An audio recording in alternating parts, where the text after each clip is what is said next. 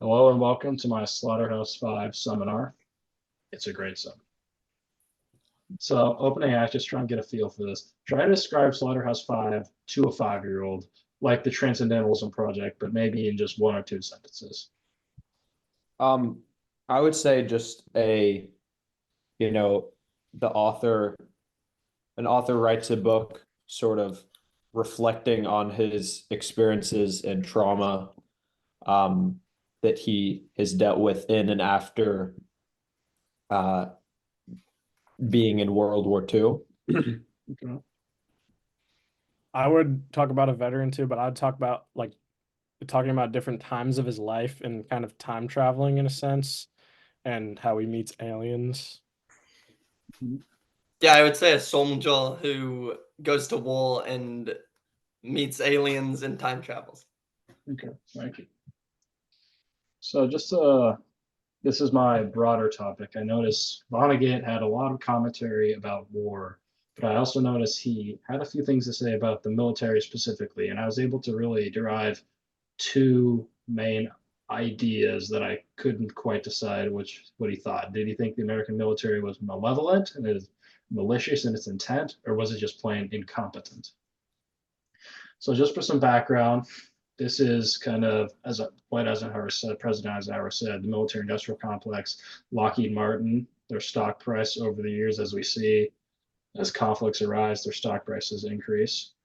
The United States confidence in the military graphed over time. 1990, we see the success of the Gulf War. And then recently, as it becomes more divisive in Israel and the such, the confidence has decreased. And then US military spending, I see in times of great conflict, it increases under Reagan, one of his campaign promises, the war on terror. But we're seeing that rise again. What does that mean? I'll let you decide. So, my first question, why is Edgar Derby an enlisted infantryman when he has the knowledge and capability to lead? And why do you think in the real world, the most affluent were chosen to be leaders of men, not the most competent? And just for Well, context, bit of a refresher, Edgar Derby, he was a school teacher who was big and strong. He was elected leader of the Americans in the prison camp. I remember Mr. Seemler saying something about how in the Civil War it wasn't necessarily the most like fit for the job necessarily would be, in command or leaders.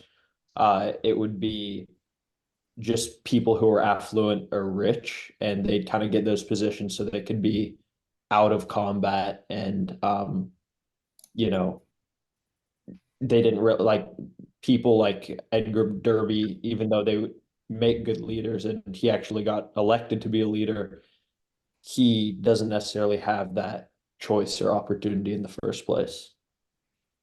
I agree. I think it's a lot more about like being a people pleaser, like having money to get the job. And I think Vonnegut shows that with Edgar Derby. Yeah, I think the community leaders and those who had power were the ones elected to lead, not the What do you best. think about what Vonnegut writes, how there were almost no characters in this story, but old Derby was a character now? This is referencing to when he stood up and protested the German American spy who tried to get the Americans to fight against the Soviets. What do you think Vonnegut is trying to say here?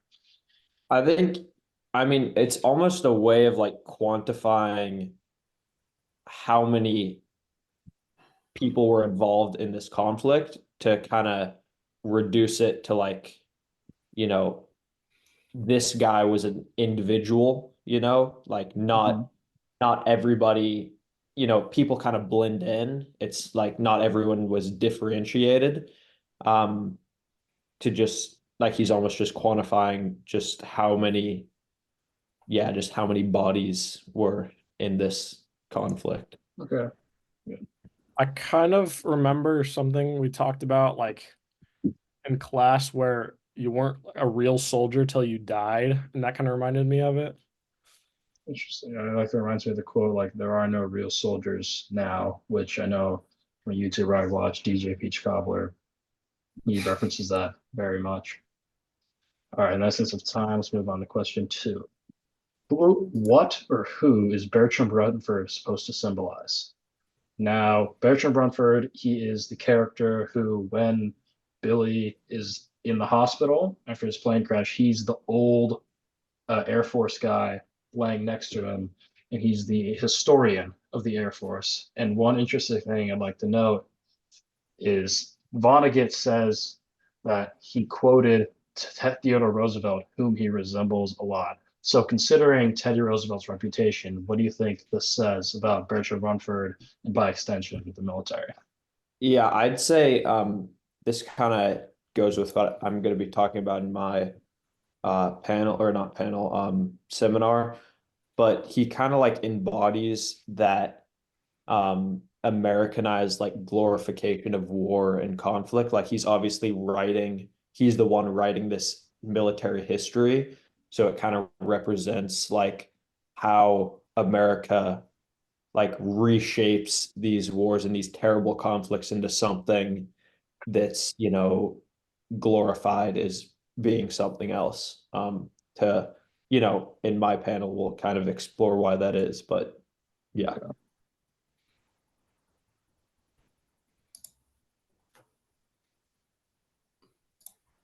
Isaac, anything? Like I don't know, like Teddy Roosevelt was often represented like a cowboy and like very outdoorsy and like to hunt a lot. Wish like I think he was kind of trying to be like that. Okay. So, kind of tying back to the same thing, like the glorification of war that Rumford symbolizes because of Teddy Roosevelt. Yeah. Okay. Question 3. Is Howard Kemble right or justified? And what do you think is the root of this contempt? Now, in order to explain this, Howard Campbell, he's a character from one of Vonnegut's other novels, Mother Night, and he's a Nazi sympathizer who writes plays and does propaganda work for the Nazis. And I'm just going to read this verbatim because I think it provides the best explanation of his ideas and how it can analyze. Every other army in history has attempted to clothe even its loneliest soldiers. The American army, however, sends its enlisted men out to fight and die in a modified business suit, quite evidently made for another man. An officer's content for enlisted men is not, as in other armies, avuncular theatricality. It is a genuine expression of hatred for the poor, who have no one to blame for their misery but themselves. What do you think? Is he correct in his assumption, or is he just a Nazi sympathizer? I think the root of the concept is like inequality between rich and poor. Like World War II was shortly after the Gilded Age, and there was a lot of resentment for the lower class. Okay, okay. Um, I think there is definitely like some truth to what he's saying, but I'd say it's mostly, I mean, when you're talking about war in general, like you look at the Russians who were literally sending people out, especially like in World War One with like pitchforks, not even armed with weapons. Like when you look at the Americans, like it's really in the grand scheme of things, when you're talking about world wars, like the I feel like we're not that I don't know. I feel like he's not completely um representing it fully. Okay.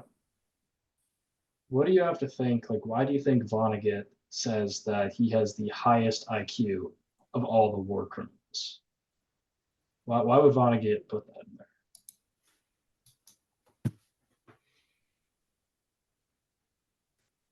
Do you think this means Vonnegut? Do you think these are Vonnegut's thoughts and Vonnegut's just trying to give credibility to the character who's expressing them?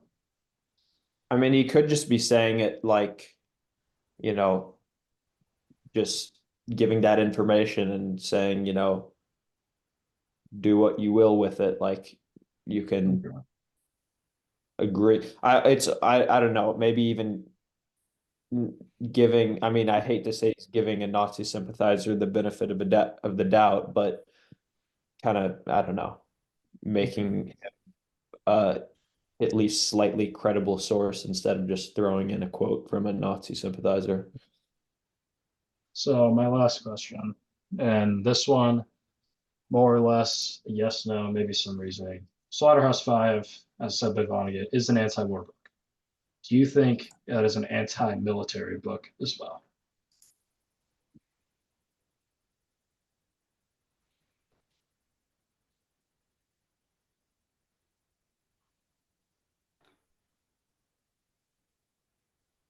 I think it just goes back, and we'll also talk about this in my uh panel, but it goes back to, is war inevitable or not? Because if war is something that just happens and we have to deal with, then I don't think it would necessarily make sense to be an anti-military, like take an anti-military stance, because like that's just, a reality of the world. So, but I do think they go hand in hand, like, obviously, yeah, I mean, obviously they go hand in hand. So Isaac just isn't an anti-military book. I think Um, it is. Oh, as they go. well, I mean, you can't really have war without a military, so I think somewhat it is an anti-military book because it's hard to have one without the other, and vice Okay. versa. Yeah, I think it is. Vonnegut like frequently depicts the military as unjust, and like the actions at the Dresden bombing as like unjustifiable. So this is my summative assessment. Really, I just want you to answer like, do you believe our military has been a positive influence in the world just as a whole? And I want you to take into account what we learned in history and what we read in English, like there, Slaughterhouse-Five. Articulate yourself and try cite maybe a specific instance from Amstead history where either it could be like World War One and Two, where they fought for the good guys and won, or something like the Mexican American War, where we pretty much just took over land. So I'm going to end the recording here and I will Wait. let you guys do your responses. Oh, yeah. We're just writing them down. Yep. How